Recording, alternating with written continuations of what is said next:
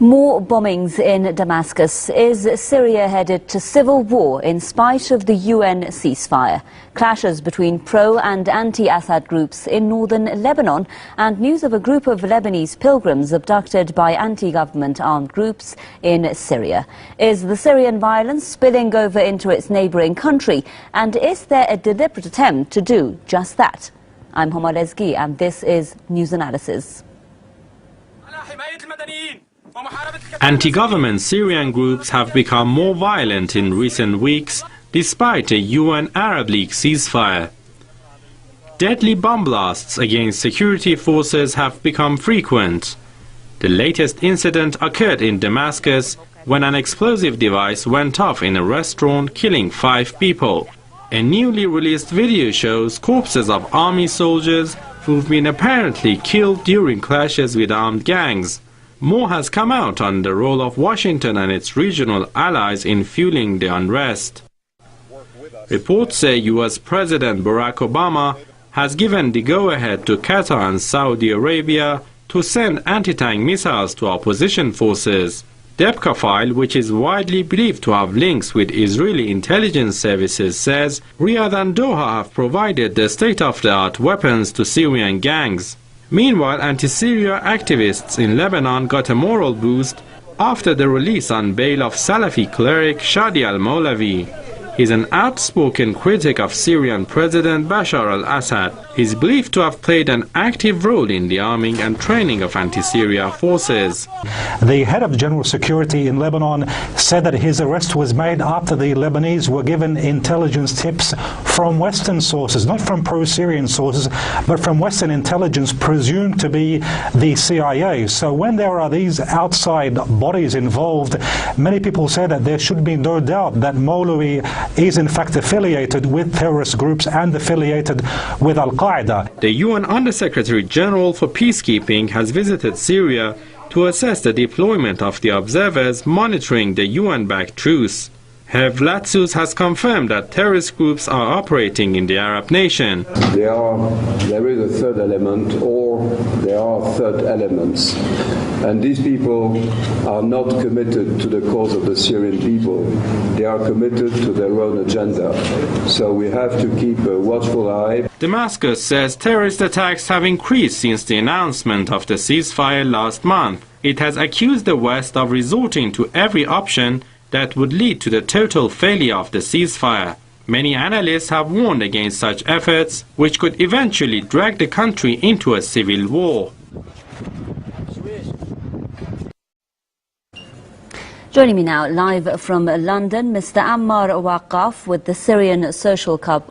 Also with us live from Beirut, Mr. Jihad Murakada, a political analyst, and with us live from Washington, Mr. Webster Griffin, Tarpley author and historian. Thank you very much, gentlemen, for being with us. My first question to our guest in London, I'd like to put, Mr. Waqaf, bloody clashes in northern Lebanon. Syria's UN envoy Bashar Jafari says the region is becoming a safe haven for armed opposition groups. It's becoming a regional channel, he says, through which the armed gangs are receiving their weapons.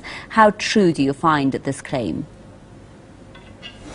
Well, there have been claims, good evening first of all, there have been claims since the very beginning really that since the very beginning of the Syrian crisis that the northern Salafi base in Lebanon has a lot to do with what was happening in Syria, especially in the areas of around Banyas and the Syrian coastal cities, and later on obviously in Homs there had been a lot of reports about smuggling of arms and weaponry, even men. Later journalists, of course, we've seen them cross the borders with their cameras through Tel Kalach and Al Arida border towns. In a sense, this has been going on for a while now, and everybody has been keeping a blind eye towards it. But however, with the capture of the Lutfallah ship coming from Libya to northern Lebanon, this thing came suddenly to the open, and everybody was sure, and there was an evidence for the first time that indeed there were weapons taking their way through northern Lebanon towards Syria.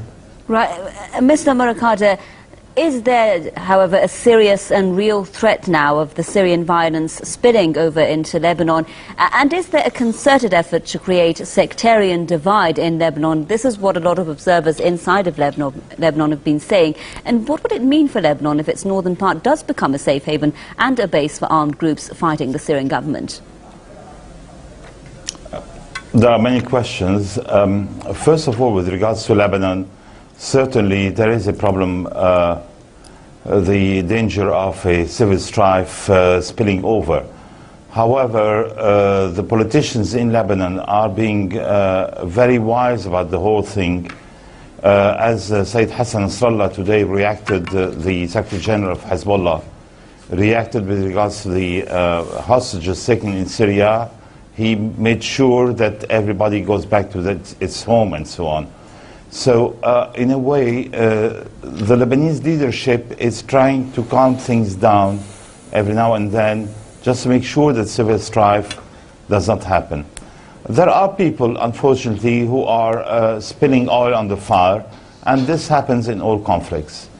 Now, with regards to the arming of the Syrian opposition groups, certainly there are people in Lebanon who have certain sympathies with regards to Syrian opposition groups, and they are sending weapons to them, but this is not only from Lebanon.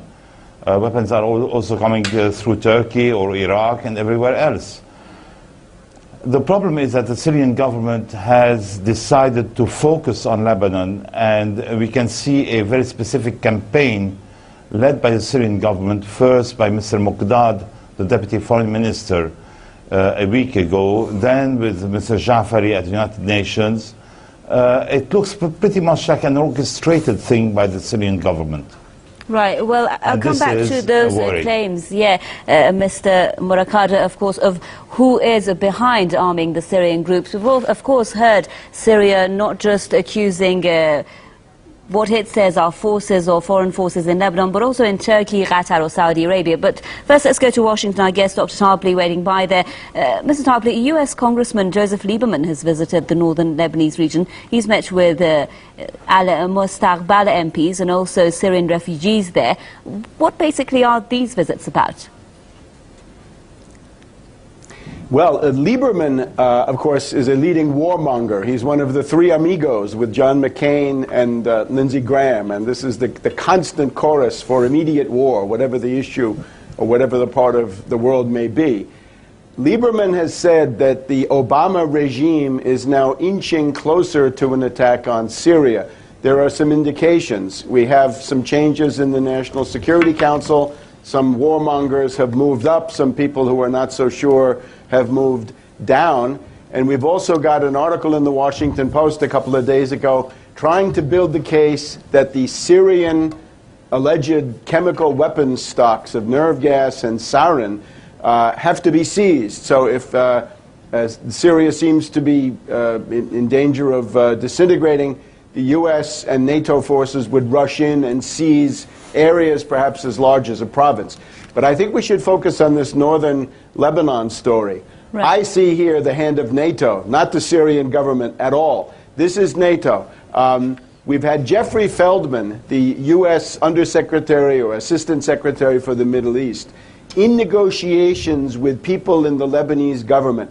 The United States would like to get a base in northern Lebanon. They'd like to have Tripoli, and they would like to have a military airfield. There's an underused airport near Tripoli, which would be perfect for this purpose. That would then allow them to pursue aggressive designs vis-a-vis Syria. It would also allow them to counteract the Russian naval base at Tartus.